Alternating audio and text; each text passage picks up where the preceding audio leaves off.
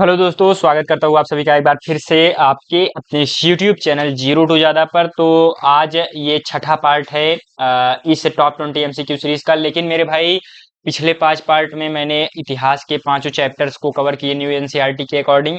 अब छठा जो पार्ट है उसमें अब पहला अध्याय स्टार्ट होगा भूगोल का।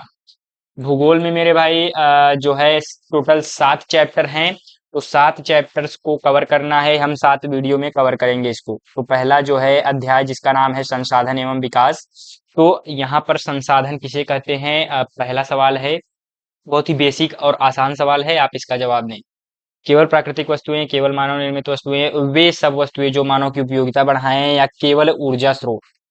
तो मेरे भाई इसका आंसर क्या होगा, जल्दी से आप दें इसका जवाब। तो इसका जो है आंसर आज आपका हो जाएगा सी, वे सब वस्तुएं जो मानव की उपयोगिता बढ़ाएं। ठीक है, तो पहले का सी आंसर करेक्ट हो जाएगा। उसके बाद दूसरे सवाल पर आते हैं। दूसरे में संसाधन के प्रमुख प्रकार कितने हैं? 2, 3, 4 या 5, आपने आंसर देख ही लिया होगा। तो मेरे भाई 4 प्रकार हैं। आप यहाँ पर देख लीजिए, उसके मतलब ब्रैकेट में मैंने लिख भी दिया है, प्राकृतिक, मानव निर्मित, मानव और संभावित। 4 प्रकार के संसाधन होते हैं। ठीक है, उसके बाद तीसरे पार्ट पर आते हैं।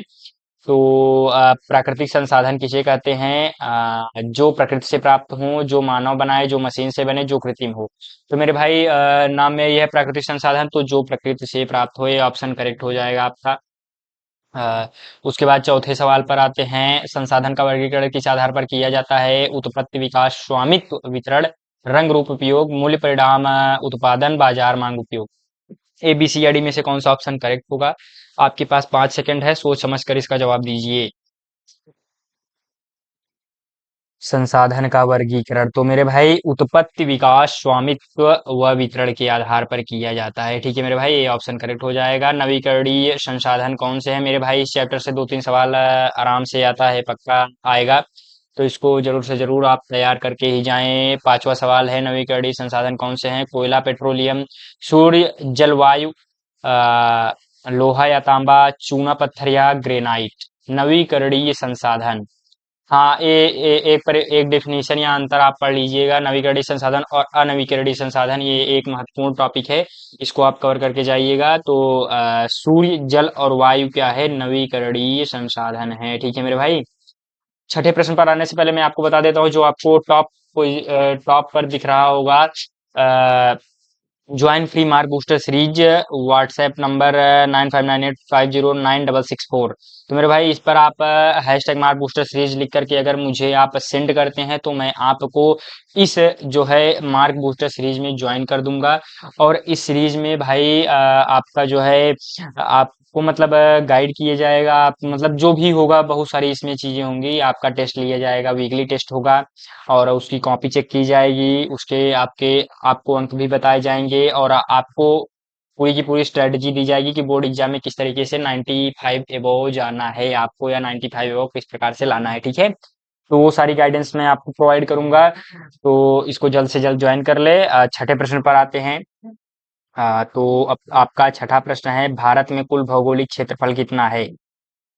हाँ, 3.18 मिलियन वर्ग किलोमीटर, 2.48 मिलियन वर्ग किलोमीटर, 3.28 मिलियन वर्ग किलोमीटर, या 3.58 मिलियन वर्ग किलोमीटर। तो मेरे भाई बहुत ही बारीकी से है, तो ये ऑप्शन तो मुझे लगता है बी कट जाएगा। A, C या D में से कौन सा ऑप्शन करेक्ट होगा? तो सी ऑप्शन करेक्ट होगा, 3.28। ठीक है मेरे भाई, इसको याद रखना, 3.28 मिलियन वर्ग किलोमीटर। सातवें प्रश्न पर आते हैं। संसाधनों के विकास की योजना कब प्रारंभ हुई थी? 1947, 1950 या 1951 या 1952? तो संसाधनों के विकास की योजना जो है 1951, प्रथम पंचवर्षीय योजना। ठीक है, 1951 सी ऑप्शन करेक्ट हो जाएगा। आठवें प्रश्न पर आते हैं। संसाधनों का सतत उपयोग क्या है? केवल वर्तमान पीढ़ी के लिए उपयोग, केवल भविष्य के लिए बचाना, वर्तमान और भविष्य दोनों पीढ़ियों के लिए संतुलित उपयोग, संसाधनों का अधिकतम दोहन। तो सी ऑप्शन आपको लग रहा होगा करेक्ट होगा। सतत उपयोग यही है कि वर्तमान और भविष्य दोनों को ध्यान में रखा जाए, सतत पोषणीय विकास। और असतत पोषणीय विकास क्या होता है? असतत पोषणीय विकास वो होता है कि केवल अपने ऊपर ध्यान देना, भविष्य की चीजों पर ध्यान न देना, कि भविष्य में हमें संसाधनों का ज्यादा से ज्यादा दोहन करना है, भविष्य में मुझे कुछ नहीं बचा करके रखना है। इस प्रकार के मतलब इस प्रकार की विचारधारा के लोग होते हैं। ठीक है। गांधी जी के अनुसार संसाधन की जड़ क्या है? लालच, अज्ञानता, असमानता, अत्यधिक उपभोग। तो मेरे भाई इसका डी ऑप्शन करेक्ट हो जाएगा, अत्यधिक उपभोग। संसाधन की जड़ क्या है? अत्यधिक उपभोग। ठीक है। भारत में संसाधनों का असमान वितरण क्यों है? जलवायु भिन्नता के कारण, मिट्टी की समानता के कारण, जनसंख्या वृद्धि के कारण, सरकार के कारण। तो मेरे भाई C option correct, A option correct हो जाएगा, जलवायु भिन्नता के कारण। ठीक है। संसाधनों का असमान वितरण इसलिए है क्योंकि जलवायु जो है भिन्नता के कारण। 11वें प्रश्न पर आते हैं। संसाधन योजना का पहला चरण क्या है? संसाधनों की पहचान, उनका दोहन, उनका पुनर्वितरण, उद्योगों की स्थापना। ए बी सी या डी में से कौन सा ऑप्शन करेक्ट होगा मेरे भाई? आराम से इसका जवाब दीजिए। तो मेरे भाई ए ऑप्शन करेक्ट हो जाएगा, संसाधनों की पहचान। ठीक है। 11वें के बाद 12वें प्रश्न पर आते हैं। भारत में भूमि उपयोग के प्रकारों से में सबसे बड़ा भाग किसका है? वन, कृषि भूमि, बंजर भूमि या निर्माण भूमि। ए बी सी या डी में से कौन सा ऑप्शन करेक्ट होगा? जल्दी से बताइए। तो बी ऑप्शन करेक्ट हो जाएगा, कृषि भूमि। ठीक है। 13वें प्रश्न पर आते हैं। लैंड डिग्रेडेशन, भू अपक्षय, ठीक है, का प्रमुख कारण क्या है? पेड़ों की वृद्धि, वनों की कटाई, सिंचाई या कृषि। ए बी सी या डी में से कौन सा जो है विकल्प सही होगा? सही विकल्प का चयन करें और अपने एक अंक बोर्ड एग्जाम के दृष्टिकोण से पुष्टि करें। 13वें का कौन सा ऑप्शन करेक्ट होगा? बी ऑप्शन करेक्ट होगा, वनों की कटाई। ठीक है। 14वें प्रश्न पर आते हैं। संसाधन संरक्षण का मुख्य उद्देश्य क्या है? आर्थिक विकास, पर्यावरण की रक्षा, जनसंख्या वृद्धि, औद्योगिकीकरण। संसाधन संरक्षण का मुख्य उद्देश्य जो है मेरे भाई, पर्यावरण की रक्षा। ठीक है। 15वें प्रश्न पर आते हैं। बहुत ही आसान सा प्रश्न है और अधिक से अधिक अंक आप गेन कर सकते हैं अपने बोर्ड एग्जाम में अगर इन सभी सवालों को अगर आप सही करते हैं मेरे भाई। भारत में सर्वाधिक भूमि क्षरण कहाँ हुआ है? राजस्थान, पंजाब, केरल या हरियाणा। सर्वाधिक भूमि क्षरण, तो मेरे भाई राजस्थान में जो है सर्वाधिक भूक्षरण हुआ है। 16वें प्रश्न पर आते हैं। जल संसाधन का संरक्षण क्यों आवश्यक है? जल सीमित और जीवन के लिए आवश्यक है। जल सर्वत्र उपलब्ध है। जल प्रदूषित नहीं होता। जल से उद्योग चलाए जाते हैं। ठीक है। जल संसाधन का संरक्षण क्यों आवश्यक है? क्योंकि जल सीमित और जीवन के लिए क्या है? आवश्यक है। ये ऑप्शन करेक्ट हो जाएगा। 16वें के बाद 17वें प्रश्न पर आते हैं। भू संसाधन का अर्थ है भूमि से प्राप्त ऊर्जा, भूमि के उपयोग योग्य क्षेत्र, केवल खनिज संपदा, केवल one Bhumi. A B C या डी में से कौन सा विकल्प सही होगा? आप जल्द से जल्द इसका उत्तर दें। तो बी ऑप्शन करेक्ट हो जाएगा, भूमि के उपयोग योग्य क्षेत्र। ठीक है मेरे भाई। भू संसाधन। झूम खेती। ठीक है मेरे भाई, झूम खेती कहाँ प्रचलित है या झूम कल्टीवेशन? ठीक है।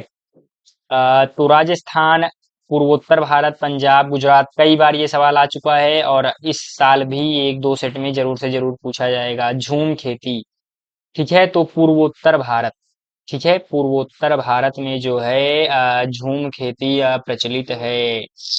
अनवीकरणीय संसाधन कौन से हैं? वायु और जल, सूर्य और मिट्टी, कोयला और पेट्रोलियम, वन और वन्य जीव। तो मेरे भाई सी ऑप्शन इसका करेक्ट हो जाएगा, कोयला और पेट्रोलियम। 20वें प्रश्न पर आते हैं। रियो डी जेनेरियो सम्मेलन, ठीक है, रियो अर्थ समिट कहाँ कब कब हुआ था? ठीक है। 1980, 90, 92 या 2000। किस सन में हुआ था मेरे भाई रियो डी जेनेरियो सम्मेलन? 1992 में हुआ था। ठीक है। तो 20 सवाल हो गए मेरे भाई और बहुत ही महत्वपूर्ण सवाल है और चैप्टर भी महत्वपूर्ण है। इस चैप्टर को अवश्य रूप से करके जाएं। यहाँ से प्रश्न आने की बिल्कुल गारंटी है, संभावना नहीं गारंटी है मेरे भाई। इस जो है अध्याय को अच्छे से पढ़ करके जाइए। पहला अध्याय है भूगोल का और इतिहास की दृष्टिकोण, सामाजिक विज्ञान के दृष्टिकोण से आपका जो है छठा अध्याय है।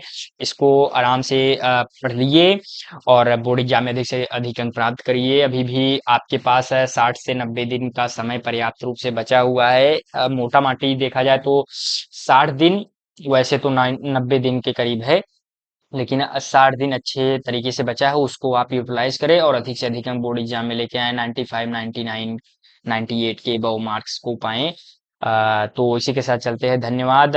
और हमारे बूस्टर सीरीज में जुड़ना बिल्कुल भी ना भूलें। धन्यवाद। राधा स्वामी।